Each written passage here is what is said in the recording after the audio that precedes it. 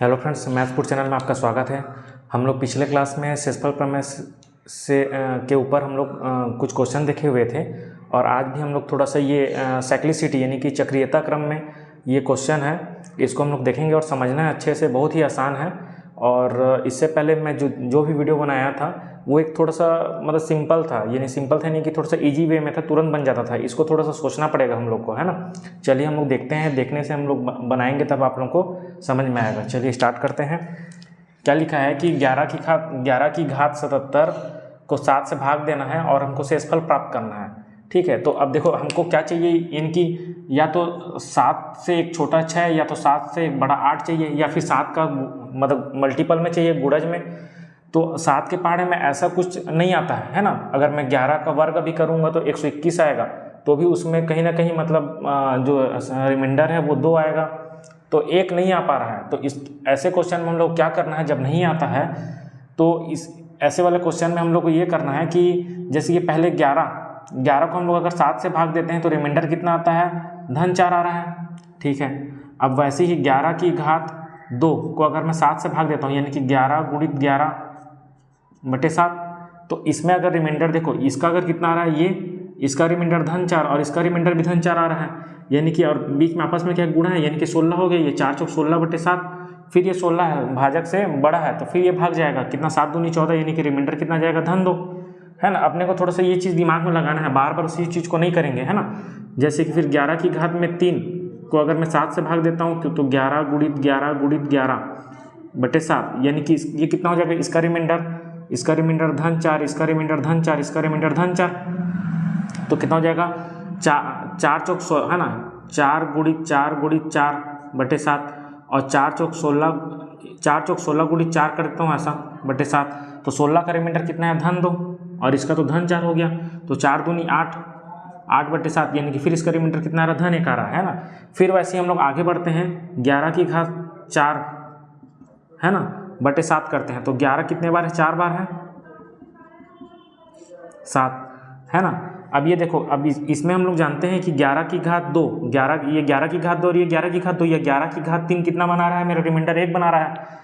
11 की घात ये यहाँ से लेकर यहाँ तक 11 की घात 3 है ना। अगर मैं इसका रिमाइंडर निकालूंगा कितना आ रहा है, अगर मैं इसका एक साथ रिमाइंडर निकालूंगा तो धन 1 आ रहा है ना, और ये गुणा 11, तो 11 गुणित धन, अच्छा इसका रिमाइंडर कितना आएगा, धन 4 आएगा, है ना। इसका सिर्फ 11 का, तो धन 4 और धन 1 गुणा करूँगा तो कितना जाएगा, 4 आएगा, तो इसका रिमाइंडर कुल मिला के कितना जाएगा, धन 4 आएगा। फिर वैसे अगर मैं आगे फिर बढ़ता हूँ, 11 की घात 5, है ना, और बटे में 7, यानी कि 11 5 बार है, तो 11 की घात 4 का रिमाइंडर तो जानते ही, और गुणित 11, है ना, इसको ऐसा लिख सकता हूँ। तो 11 की घात 4 का रिमाइंडर कितना है, धन 4 है, इसका धन 4, और इसका कितना है, इसका भी गुणा धन 4, है ना। तो ये देखो 4 चौक 16, तो 16 बटे 7, तो इसका रिमाइंडर कितना आएगा, धन 2। कहने का मतलब देखो, ये 4 2 1, उसके बाद 4 2, फिर उसके बाद 11 की घात 6 निकालते हैं, है ना। तो ये 11 की घात 5 और गुणा 11 बटे 7, तो 11 की घात 5 का रिमाइंडर कितना है, धन 2 है, और ये इसका 11 का रिमाइंडर कितना आएगा, धन 4, ये कितना हो गया, 4 दूनी 8 बटे 7, यानी कि फिर ये भाग जाएगा, यानी कि इसका रिमाइंडर कितना आ गया, धन 1 आ गया। तो कहने का मतलब हर 3 के बाद ये रिपीटेड हो रहा है रिमाइंडर, 4 2 1 4 2 1, फिर ऐसे बढ़ते जाएगा 4 2 1। तो कहने का मतलब हम लोग यहाँ पे ये जो 11 की घात 77 है उसको हम लोग 11 की, ये देखो 11 की घात 3 कर रहे हैं, 11 की घात 3 कर रहे हैं, तो हमारा रिमाइंडर 1 आ रहा है।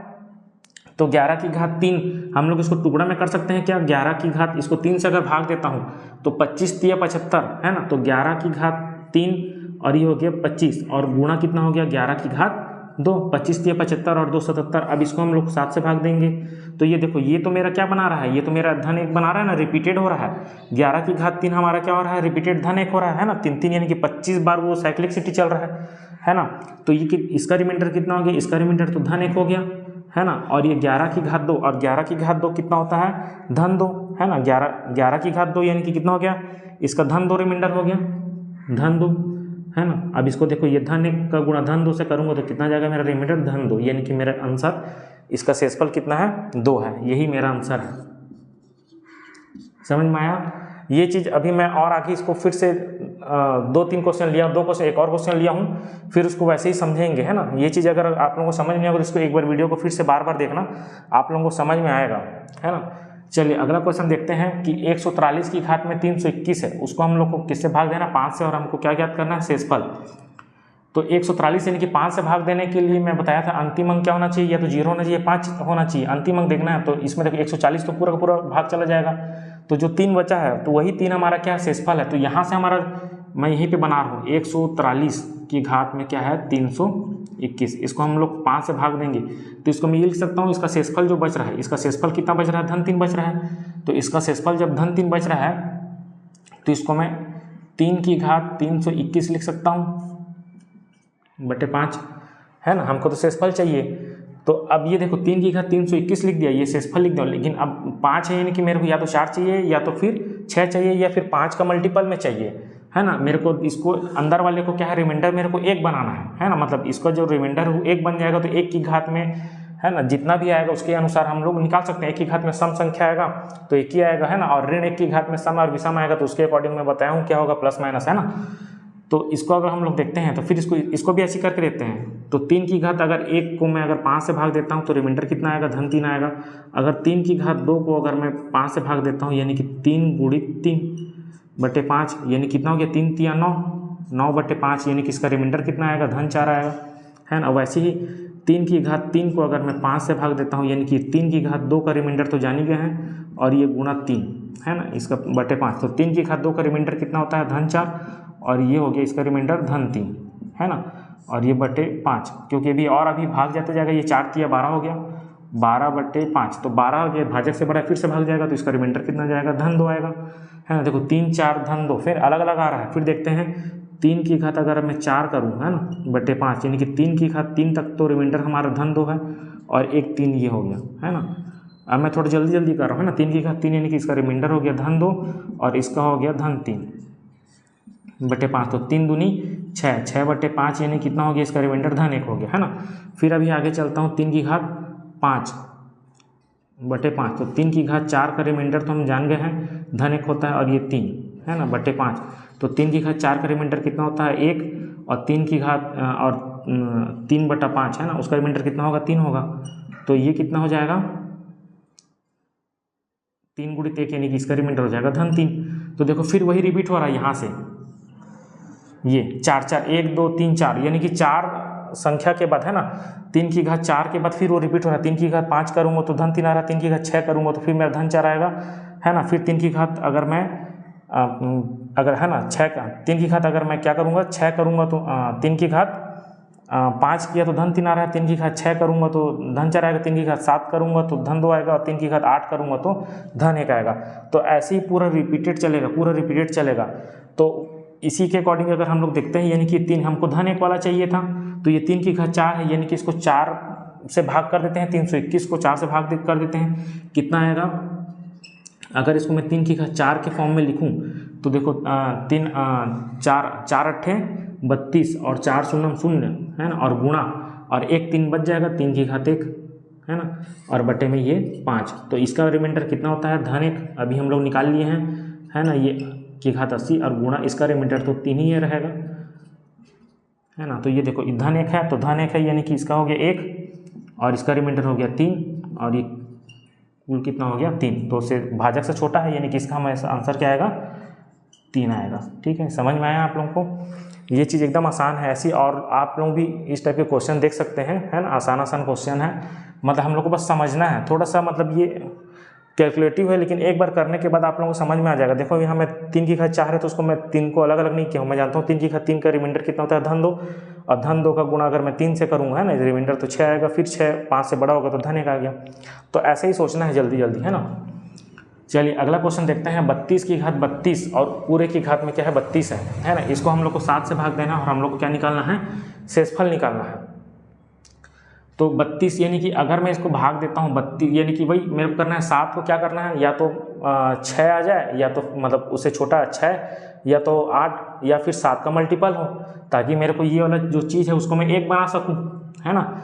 तो इसको अगर हम लोग देखते हैं तो ये तो 7 के पहाड़े में 7 5 6 35, है ना, 7 चौक 28, ऐसा तो आ नहीं रहा है। तो 7 चौक 28 करके देखते हैं ना। अगर रिमाइंडर लेते हैं 32 की घात में 32 है और ये पूरे की घात में भी 32 है ना, बटे 7। अगर मैं इसका रिमाइंडर लेता हूँ, इसका अगर मैं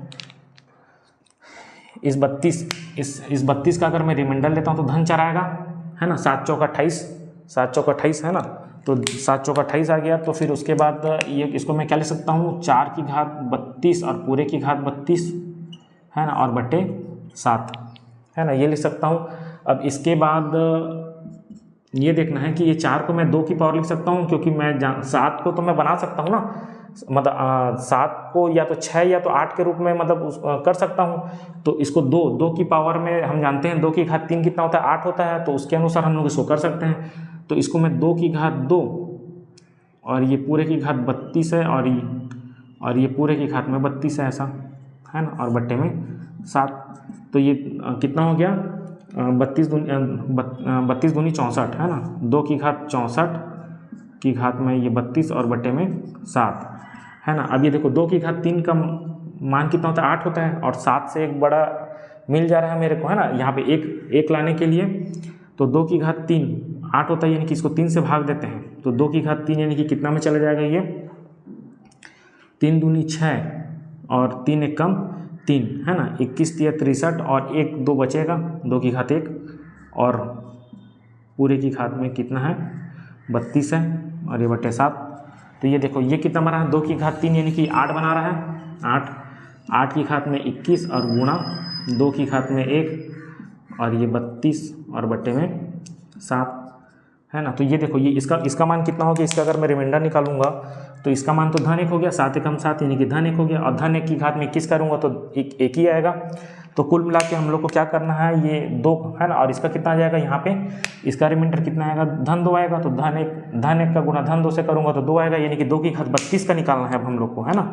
यहाँ पे 1 की घात में 21 है, उसका मान तो 1 ही आएगा, तो हमको 2 की घात में 32 निकालते हैं, 2 की घात में 32 बटे 7। अब ये 2 की घात 32 है, इसको फिर से मैं चेंज कर ले रहा हूँ, है ना। 2 की घात में 3 है ना, 2 की घात में 3 करूँगा तो कितना आ जाएगा, ये 10 तिया 30 और यहाँ 2 की घात में 2 बटे 7 है ना।